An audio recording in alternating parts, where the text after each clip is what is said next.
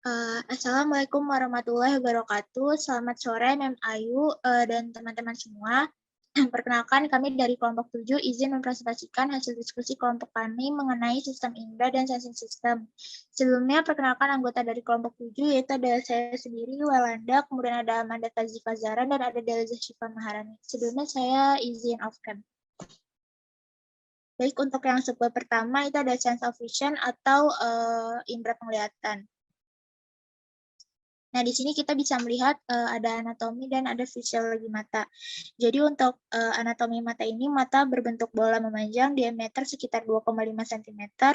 Kemudian dia memiliki 3 lapisan yang terdiri atas sklera, koroid, dan retina. Jadi untuk lapisan sklera ini merupakan lapisan paling luar berwarna putih dan berserat kecuali pada area kornea. Karena pada area kornea itu tidak berserat. Mengapa tidak berserat? Karena terbuat dari serat kolagen yang transparan. Oleh karena itu, kornea disebut juga sebagai jendela mata. Yang kedua itu adalah lapisan koroid yang merupakan lapisan tengah yang tipis, banyak mengandung suplai darah yang luas sehingga dapat mengantarkan nutrisi dan oksigen. Pigmen gelapnya menyerap cahaya yang tidak diserap oleh fotoreseptor untuk membantu ketajaman visual. Koroid akan menjadi iris berbentuk menyerupai donat yang berfungsi untuk mengatur ukuran pupil. Lubang yang berada di tengah iris merupakan tempat masuknya cahaya menuju mata. Warna iris berkolerasi dengan pigmentasi. Mata yang berpigmentasi berat akan berwarna coklat, sementara mata yang berpigmentasi ringan akan berwarna hijau atau biru. Di belakang iris, koroid akan menebal dan membentuk badan siliaris sirkular. Jadi badan siliaris sirkular ini mengandung otot siliaris yang mengontrol bentuk lensa dan penglihatan dekat maupun jauh. Dan yang terakhir itu ada lapisan retina, yang dimana terletak di kompartemen posterior, yang dimana kompartemen ini diisi dengan bahan agar yang bening yang disebut humor vitreous. Jadi humor vitreous ini berfungsi untuk menahan retina dan mendukung lensa. Di dalam retina itu sendiri mengandung fotoreseptor yang disebut juga dengan sel batang dan sel kerucut. Jadi sel batang ini sangat sensitif terhadap cahaya namun tidak dapat mendeteksi warna, sedangkan sel kerucut itu sangat sensitif terhadap panjang gelombang cahaya. Nah, di sini kita bisa melihat ada gambar mata, itu ada kornea sebagai tempat masuknya cahaya, lalu ada pupil untuk mengatur banyak dan sedikit cahaya masuk, lalu ada iris yang berfungsi untuk memberi warna pada mata, lalu ada lensa mata yang berfungsi untuk mengumpulkan dan memfokuskan cahaya agar bayangan dapat jatuh tepat di retina, lalu ada koroid yang sebagai penyuplai oksigen dan nutrisi, lalu ada retina untuk menangkap bayangan benda, lalu ada sklera untuk melindungi mata dan membantu mempertahankan bentuk mata, dan ada saraf optik untuk membantu meneruskan informasi visual yang diterima menuju otak. Selanjutnya di sini ada fungsi lensa. Jadi kornea itu akan dibantu oleh lensa dan humor vitreous yang berfungsi untuk fokuskan gambar pada retina. Jadi bayangan yang dihasilkan adalah lebih kecil dari benda aslinya karena sinar cahaya akan dibelokkan ketika bayangan dibawa ke dalam fokus retina. Jika mata terlalu berukuran panjang atau pendek, maka perlu bantuan lensa korektif untuk membantu memfokuskan gambar. Untuk lensa itu dikendalikan oleh otot siliaris di dalam badan siliaris. Kontraksi atau relaksasi otot siliaris memungkinkan gambar untuk difokuskan pada retina. Saat melihat objek yang terlalu dekat, maka dapat menyebabkan kontraksi otot siliaris. Dengan adanya kontraksi otot yang berlebihan dapat menyebabkan kelelahan pada mata. Nah, kelelahan pada mata ini sering terjadi pada usia 40 tahun karena lensa akan kehilangan elastisitasnya dan juga kehilangan daya akomodasi. Jadi kekurangan daya elastisitas itu biasa saja terjadi saat kita menatap layar laptop terlalu lama atau secara terus-menerus karena fokus yang terlalu intens menyebabkan mata jarang berkedip sehingga mata akan mengalami kering. Untuk itu, maka akan dibutuhkan obat tetes atau kacamata untuk mengurangi kelelahan pada mata. Selanjutnya di sini ada daya akomodasi. Jadi selama berakomodasi, lensa dapat berubah bentuk untuk membawa bayangan menjadi fokus pada retina. Bentuk lensa dikendalikan oleh otot siliaris di dalam badan siliaris. Jadi di sini kita bisa lihat pada gambar A yang dimana ketika pada saat kita melihat objek yang lebih jauh, otot siliaris itu akan berelaksasi yang menyebabkan ligamen suspensorium melekat pada badan siliaris sehingga akan mengalami penegangan. Nah, ligamen tersebut menempatkan ketegangan pada lensa menyebabkan lensa relatif datar. Kemudian untuk pada gambar B itu ketika kita melihat objek dekat yang dimana otot siliaris itu akan berkontraksi kemudian akan melepaskan ketegangan pada ligamen suspensorium. Lensa akan menjadi bulat dan tebal karena elastisitas alaminya. Dengan demikian kontraksi dan relaksasi otot siliaris memungkinkan bayangan untuk difokuskan pada retina. Selanjutnya di sini ada jenis fotoreseptor pada mata. Dapat diketahui bahwa jenis fotoreseptor itu dibagi menjadi dua, ada sel batang dan ada sel kerucut. Jadi sel batang ini dia itu sensitif terhadap cahaya tetapi tidak bisa mendeteksi warna. Nah, biasa kita temui itu di daerah retina kecuali fovea. Lalu ada sel kerucut yang sensitif terhadap panjang gelombang cahaya yang berbeda dan mampu membedakan warna, terletak di fovea. Lalu ada fungsi fotoreseptor. Jadi struktur fotoreseptor itu kan tadi terdiri atas sel kerucut dan sel batang. Nah, sel batang dan sel kerucut tersebut memiliki membran luar dan membran dalam yang dihubungkan oleh batang yang berukuran pendek. Jadi di dalam sel ini terdapat rodopsin yang dimana rodopsin ini merupakan molekul kompleks yang terbuat dari protein dan molekul penyerap cahaya yang disebut retinal. Ketika batang menyerap cahaya, maka rodopsin akan membelah menjadi opsin dan retinal. Hal tersebut akan menyebabkan reaksi kaskade dan penutupan saluran ion dalam membran plasma sel batang.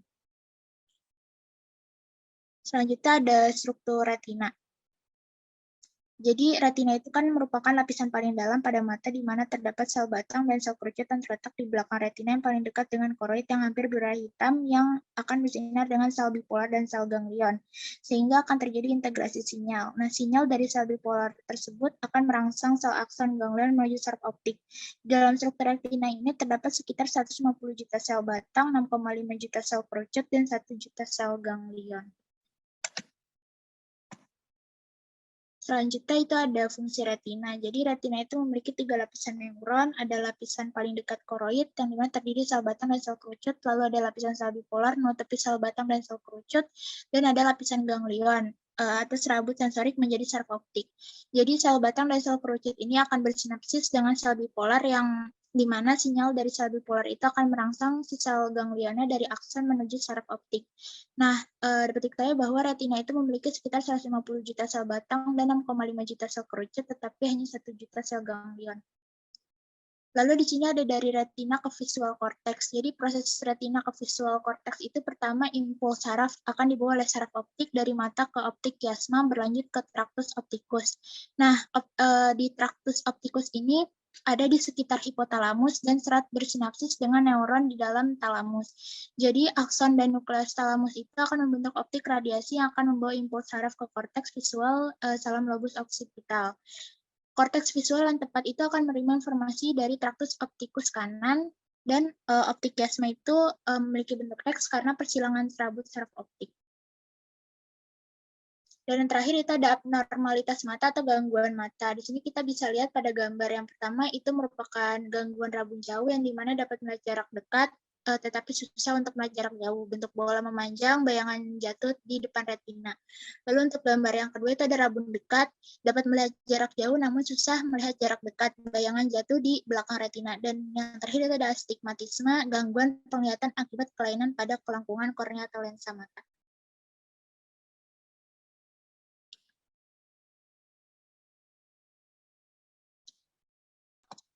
Untuk bagian selanjutnya akan dijelaskan oleh Saudari Amanda. Kepada Saudari Amanda, waktu dan tempat dipersilakan. Selanjutnya ada sense of hearing. Lanjut.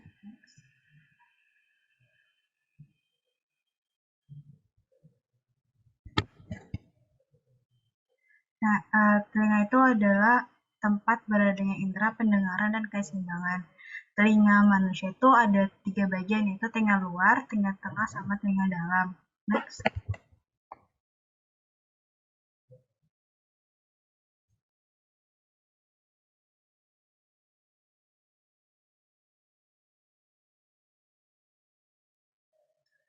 Nah, di telinga bagian luar itu ada daun telinga yang fungsinya untuk menampung atau mengumpulkan gelombang bunyi.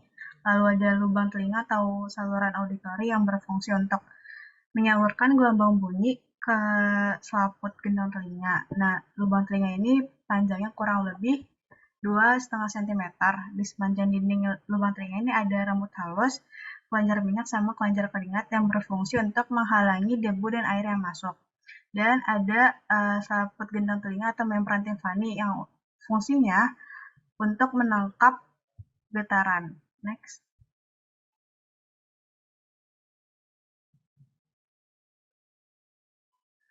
Lalu ada di telinga bagian tengah itu ada saluran Eustachius di mana saluran Eustachius adalah saluran yang sempit yang menghubungkan telinga tengah dengan bagian belakang tenggorokan.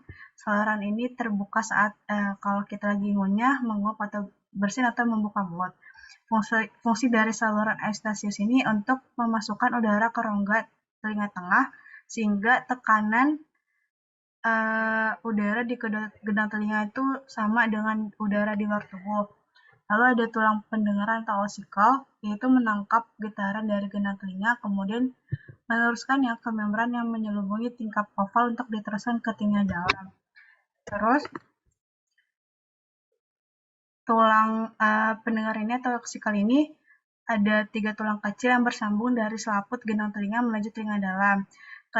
Ketiga tulang tersebut ada tulang malpil atau malleus yang letaknya paling luar berhubungan dengan selaput gendang telinga. Lalu ada tulang landasan atau incus yang berhubungan dengan martil dan sanggurdi, dan ada tulang paling dalam adalah tulang sanggurdi atau stapes yang melekat dengan saluran rumah siput pada tingkap jorong. Next.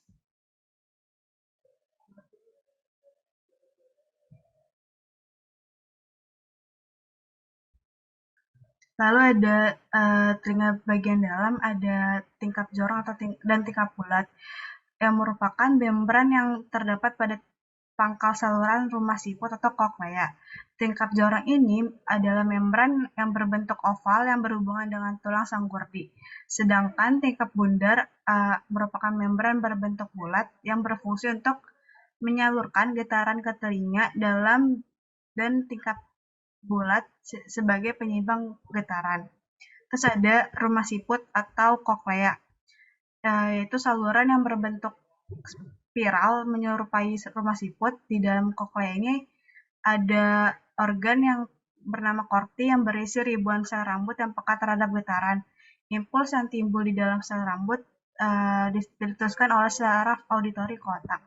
Dan ada tiga saluran setengah lingkaran, yaitu 3 buah saluran setengah lingkaran yang satu dengan yang lainnya membentuk sudut 90 derajat. Pada ujung setiap saluran terdapat penebalan atau menggelembung yang disebut dengan ampula dan bergabung dengan utriculus dan sacculus. Next.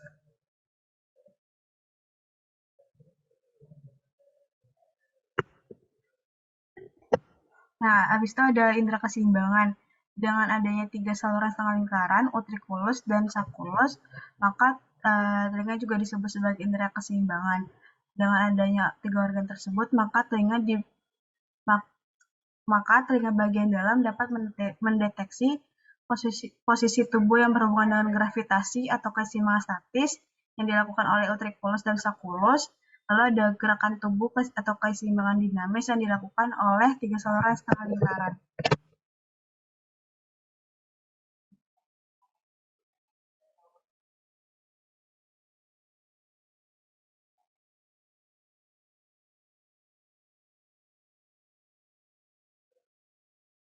Nah, di sini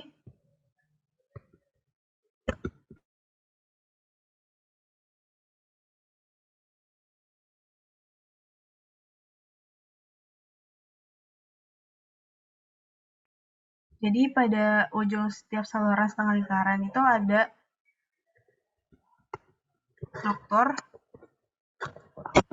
struktur yang disebut ampula. Di dalamnya terdapat reseptor yang menyerupai rambut yang berhubungan dengan serabut saraf otak. Sel-sel yang menyerupai rambut tersebut menghadap ke bagian yang berbentuk jeli. Dengan adanya gerakan tubuh atau kepala, maka cairan yang ada di dalam saluran setengah lingkaran bergerak dan merangsang sel reseptor seperti rambut tersebut. Oleh sel reseptor, gerakan tersebut diubah menjadi impuls dan diteruskan ke otak, dan otak memerintah otot untuk menjaga keseimbangan tubuh. Sedangkan di utriculus dan sacculus terdapat batu kecil yang disebut otolit. Batu tersebut merangsang dengan cara menekan sel reseptor serta bereaksi terhadap gravitasi. Otak akan dapat menentukan posisi kepala dari gerakannya. Next.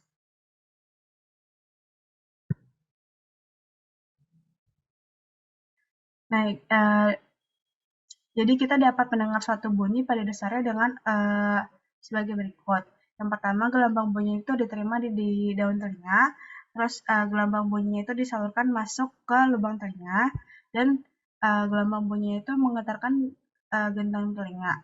Getaran tersebut diteruskan oleh tulang-tulang pendengaran oksikal. Lalu getaran terus diteruskan ke tingkat jorong dan menggetarkan cairan limfe di dalam koklea. Getaran cairan limfe di dalam koklea menggerakkan sel reseptor organ korti yang menghasilkan impuls untuk dihantarkan oleh saraf pendengar ke otak untuk diartikan. Lalu dan ada getaran cairan limfe ini juga menggerakkan tikat bulat bergerak keluar masuk untuk mengatur tekanan udara di dalam agar seimbang dengan tekanan di luar.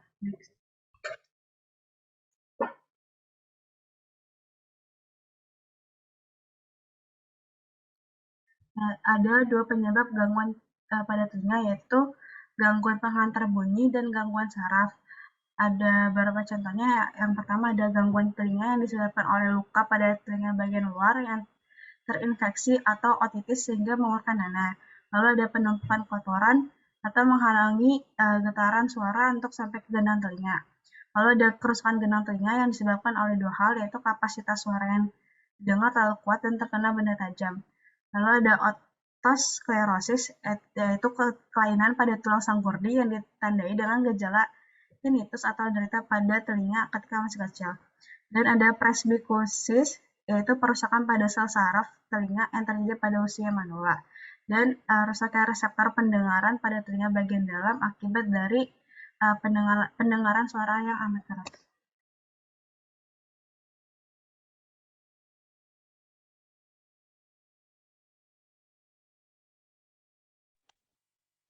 Kemudian selanjutnya ada somatic sense atau sense of taste and smell.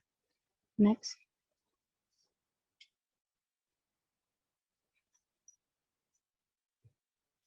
Yang pertama itu ada indera somatik atau reseptor yang berhubungan dengan kulit, otot, sendi, dan jeroan. Semua impuls dikirimkan melalui sumsum belakang, kemudian berlanjut ke area sematosensori primer cortex cerebral. Next.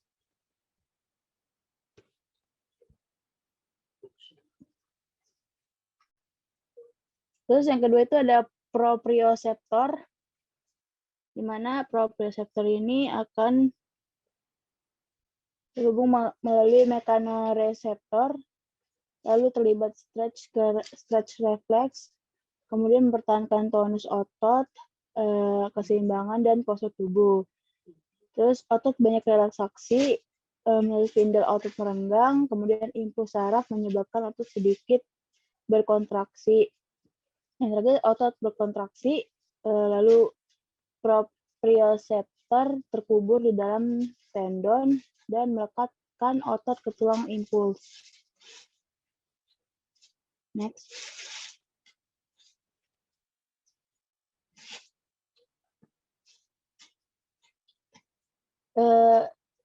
Dan yang terakhir itu ada reseptor kulit, di mana kulit menuju epidermis dan dermis.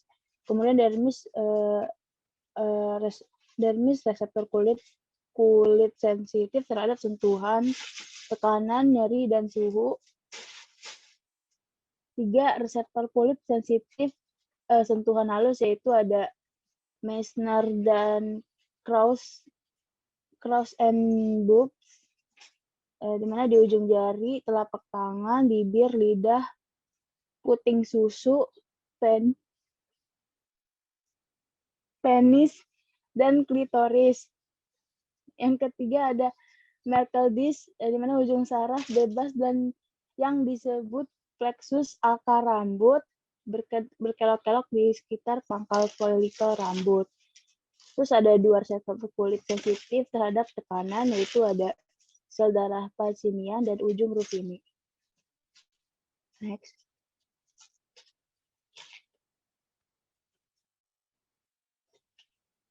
Kemudian ada sense of taste and smell, yaitu indera perasa dan pencium. Yang pertama itu ada anatomi hidung, di mana di sini ada anatomi hidung bagian luar. Terdapat bahwa anatomi hidung bagian luar ini diantaranya yaitu ada pangkal hidung atau bridge, kemudian ada batang hidung atau dorsum nasi, lalu ada puncak hidung atau head, kemudian ada sayap hidung, ada kolumella atau sekat tulang rawan dan kulit, kemudian ada lubang hidung atau nares anterior. Puncak hidung dinamakan juga sebagai apex, di mana apex atau puncak hidung ini sampai di bagian atas bibir tengah dinamakan sebagai kolumella. Sedangkan tempat bertemunya kolumella dengan bibir tengah bagian atas dinamakan dengan dasar hidung. Next.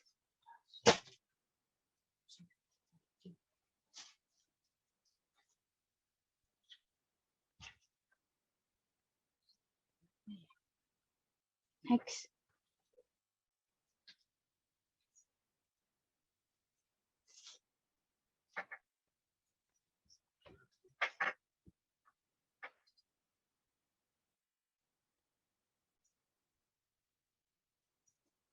Terus di sini juga ada anatomi hidung bagian dalam,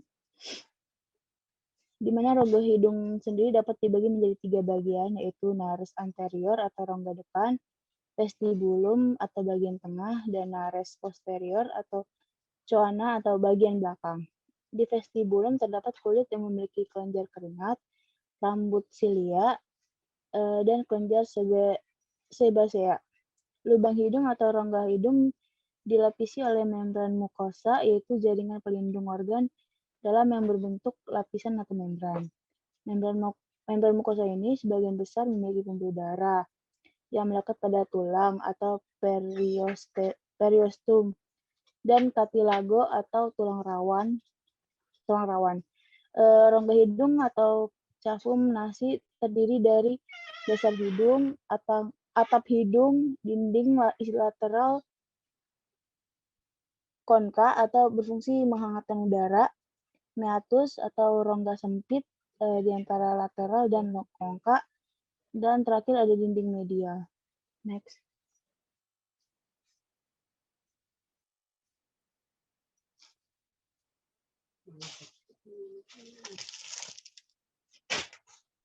Kemudian di sini ada mekanisme kerja indera penciuman. Yang pertama itu rangsangan atau bau masuk ke dalam lubang, kemudian melalui udara, kemudian disaring oleh bulu-bulu hidung, lalu udara yang mengandung kotoran akan dibersihkan, dan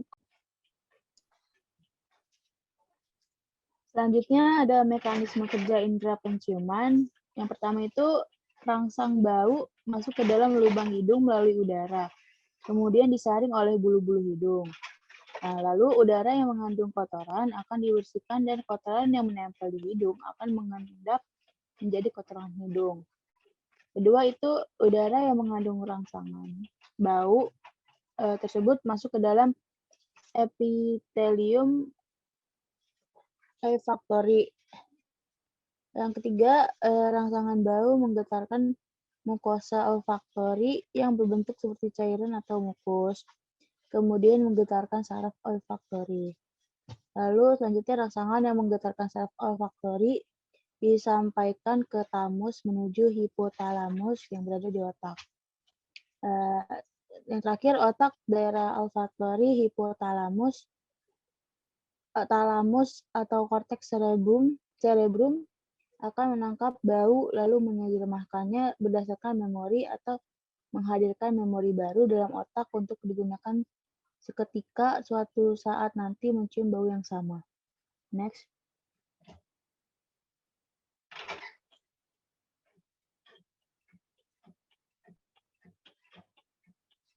Lalu ada di sini ada beberapa kerusakan sistem olfaktori.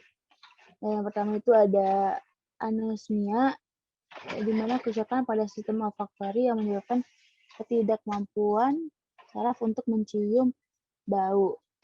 Anosmia ini disebabkan oleh adanya hambatan dalam hidung oleh lender yang melapisi bagian dalam hidung. Di mana hambatan ini membuat epitel penciuman menjadi terhambat, dan sedangkan epitel penciuman berfungsi untuk menangkap bau yang kemudian dikirimkan sinyal ke otak. Jadi ada hiposmia, yaitu kerusakan pada sistem olfaktori yang menyebabkan penurunan kemampuan dalam mendeteksi bau, di mana hiposmia ini disebabkan oleh proses patologis sepanjang jalur olfaktori. Sama seperti anosmia, hiposmia juga disebabkan karena beberapa penyakit seperti sinusitis akut, rintis, polip, hidung, dan lainnya. Ketiga itu ada disosmia, di mana kerusakan pada sistem olfaktori yang disebabkan oleh penderitanya merasa mencium bau yang tidak enak. Penyebabnya itu dari kerusakan infeksi mulut dan gigi. Kemudian infeksi sinus, kelainan saraf penghindu atau penciuman, infeksi saluran pernafasan atas, paparan toksin kimia, stres, depresi, tumor otak, dan lainnya.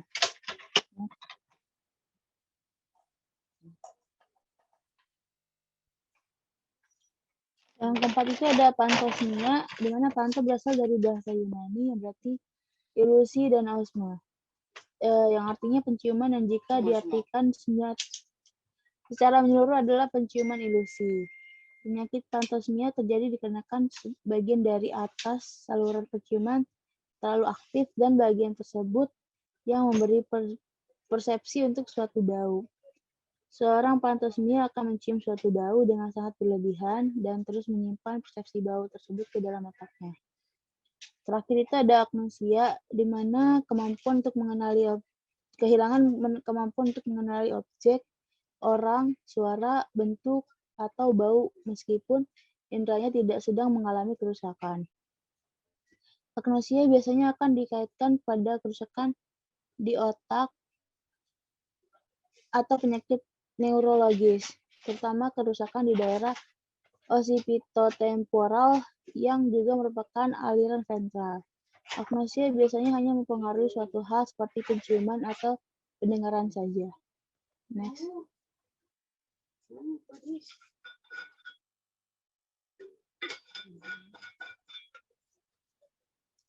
Kemudian ada lidah. Pembentuk lidah itu yang utama adalah otot yang diselimuti oleh membran mukus.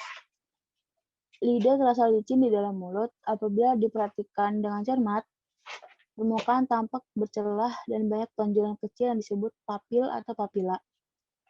Papil atau papila dan celah tersebut memiliki kuncup pengecap dengan sekelumpulan sel peka di dalam rongga, masuknya impuls saraf dan sel sensoris. Kuncup pengecap dihubungkan ke otak oleh dua saraf. Saraf yang satu membawa informasi rasa dari bagian depan lidah, dan saraf yang lain dari samping dan belakang lidah. Impuls dibawa ke pusat rasa yang ada di otak dan diartikan menjadi rasa yang kita kecap. Tidak semua bagian lidah peka terhadap zat kimia dan daerahnya juga khusus untuk rasa tertentu. Next.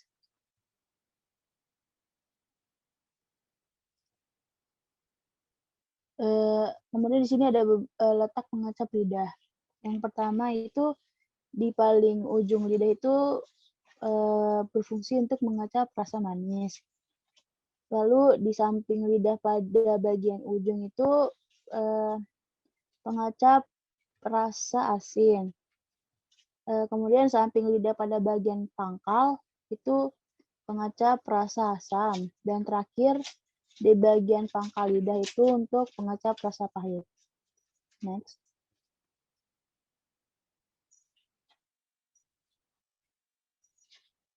Dan yang terakhir itu ada gangguan pada lidah.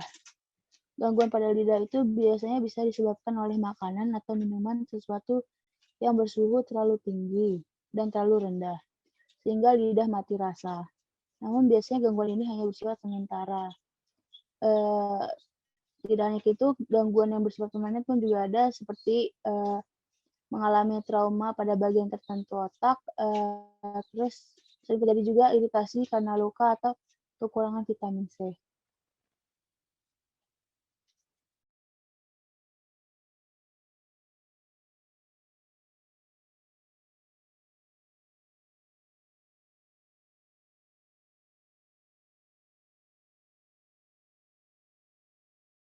Mungkin sekian pemaparan dari kelompok 7, kurang lebihnya mohon maaf. Wabillahi taufiq wal hidayah. Wassalamualaikum warahmatullahi wabarakatuh.